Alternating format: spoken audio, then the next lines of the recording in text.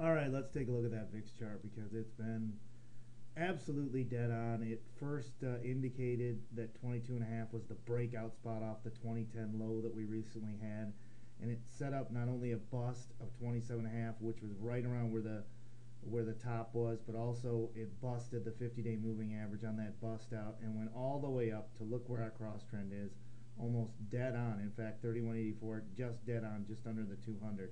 Since then, and this is 1028.95, 1033 on a close, the recent low, the VIX has gone straight down as we've gone as high as 1096.42 today. But look at something here. Notice that 22.5, we're right down near it. Today's low, 22.78. This sets up an inverted head and shoulders. It sets up support as we write 22.5. You can see left shoulder, head, right shoulder. You can also see the channel here dead on. Notice that the line extends. There's some room here to maybe hold the 20 and 10, but we don't see that being taken out by any means.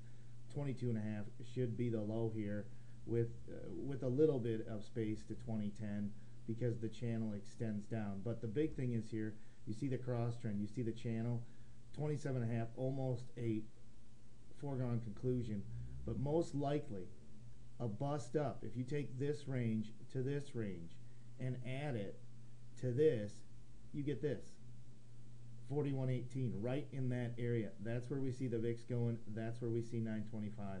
But the low today on the volatility index, 22.78, 22.5 should hold. It should set up the rise now back up to first bust that 50, which could happen very quickly. Then you get a breakout up and over, should go through the 27.5, continue on, and the big spot will be to break that 31.84. That's what we see happening, and right up to the 40.